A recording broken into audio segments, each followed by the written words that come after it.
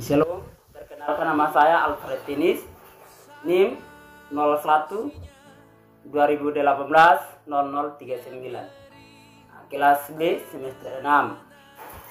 Saya akan menjelaskan masyarakat majemuk di Indonesia.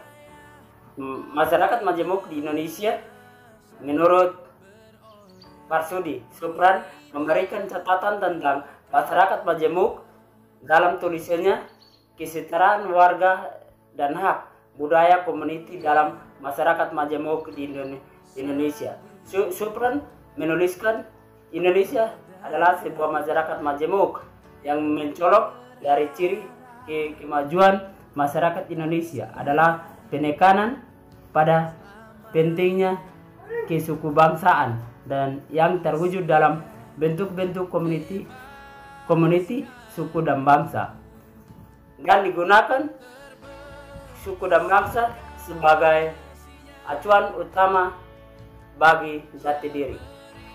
Berdasarkan ciri-ciri fisik atau tubuh yang dipunyai oleh seseorang, gerakan-gerakan tubuh yang dibarengi dengan bahasa yang dipergunakan atau logat yang diucapkan dan berbagai simbol-simbol yang digunakan, dia akan didefinisikan sebagai tergolong dalam suatu suku bangsa dan suku bangsa di suatu daerah tertentu oleh seseorang lainnya.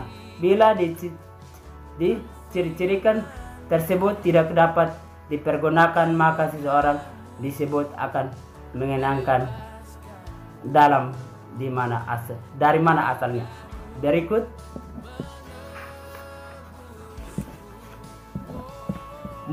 lebih lanjut, Supran mengatakan masyarakat majemuk atau plural adalah sebuah masyarakat yang terwujud karena komuniti suku yang ada telah secara sebuah masyarakat terwujud karena komuniti suku dan bangsa yang ada telah secara langsung atau tidak langsung dipaksa untuk bersatu, bahwa kekuasaan sebuah sistem nasional. Faktor suku menjadi perhatian serius bagi negara yang terbangun lewat gejala masyarakat majemuk di Indonesia. Faktor etnis agama menjadi persoalan sensitif yang mampu memicu kekerasan dan konflik, seperti kerap yang terjadi di Indonesia ini mengakibatkan proses integrasi nasional yang belum selesai. Integrasi semu sempat terjadi di Indonesia Orde Baru, di mana Soeharto berupaya untuk mensubordinasi tiap-tiap budaya etnis ke bawah jargon budaya nasional. Ia mengembangkan tabu sara sebagai terlarang untuk dipertahankan di publik. Berikut saya akan membawakan konflik terjadi di Ambon.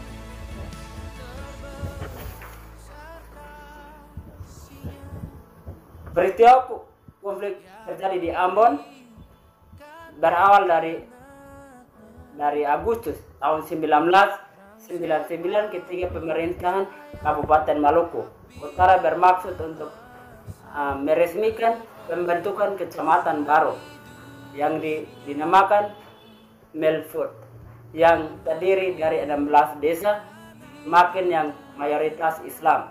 Dari 5 desa, Koan dan Jelolo, desa minoritas, menolak bergabung kecamatan yang baru, sedangkan penduduk makin tetap berpendapat bahwa sudah final. Sejak saat itu berlangsung serangan spora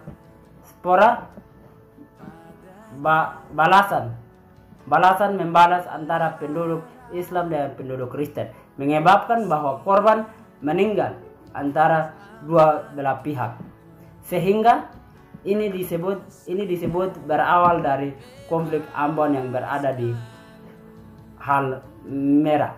Kemudian setelah peristiwa ini diikuti oleh peristiwa konflik yang lainnya terjadi di Ambon, seperti konflik Sapura, konflik Mizohi, konflik Pasko Rumah 3, konflik yang Yakob, dan peristiwa Tomajaya.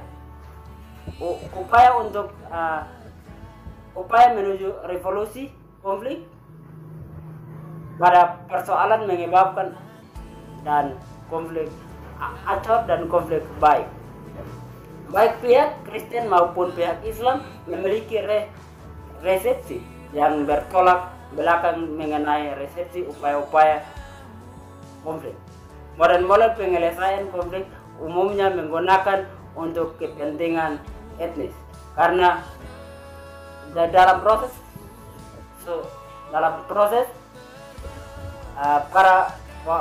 para warga tidak diajak untuk merumuskan perjanjian damai antara dua komunitas mengalami konflik. Berikut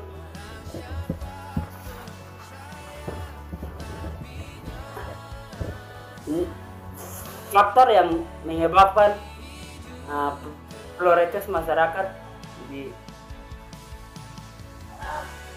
Ambon. Keadaan geografis, kerusuhan yang membagi wilayah yang terjadi di Poso. Di Indonesia, di atas keseluruhan di Poso dapat diperbedakan dalam beberapa segi. Dilarang ajaran agama dari dua kelompok yang bertikaian dalam mencapai tujuan politik.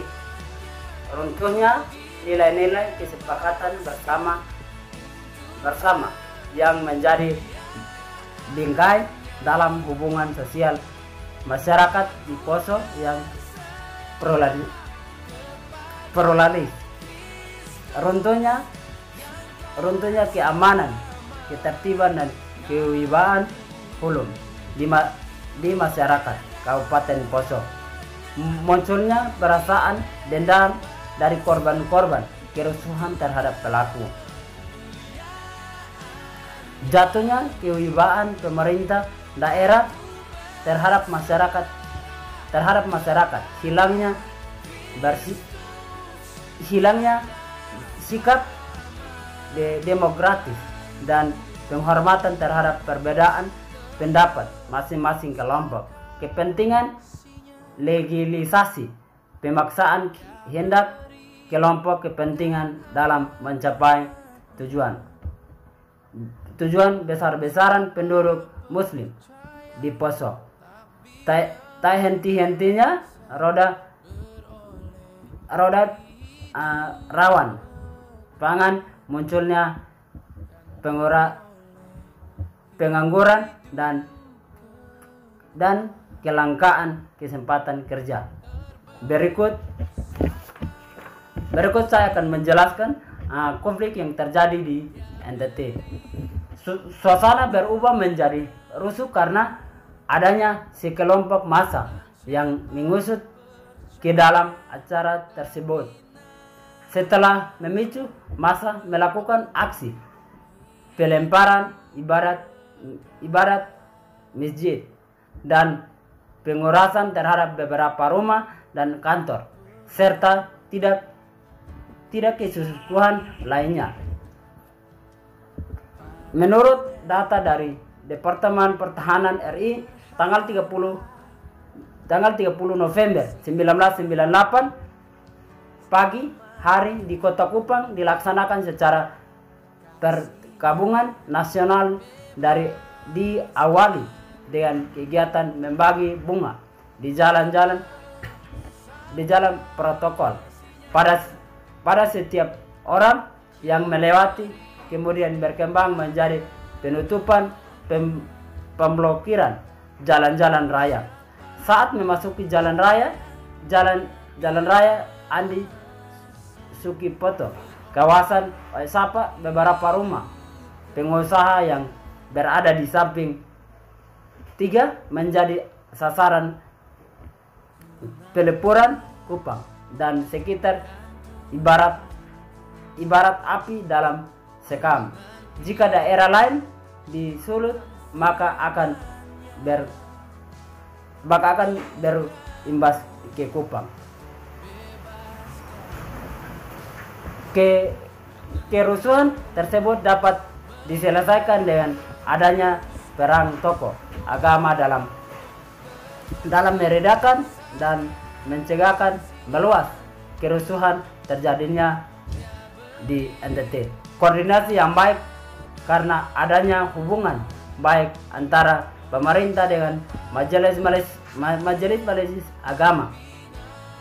Penekanan yang dapat cepat dari pemerintah bersifat takawal dan penemu Islam yang menerima kejadian ini sebagai cobaan pemahaman yang sama dalam menilai kerusuhan sebagai luapan kekecewaan terhadap kejadian sebelum di luar NTT dan berhubungan yang baik dengan kondisi terbentuknya sebelum ini masyarakat Kupang semakin dewasa, mereka tidak mau lagi provokasi oleh pihak dan kelompok tertentu yang ingin Kupang dan berdarah. Sekian dari saya, shalom, terima kasih.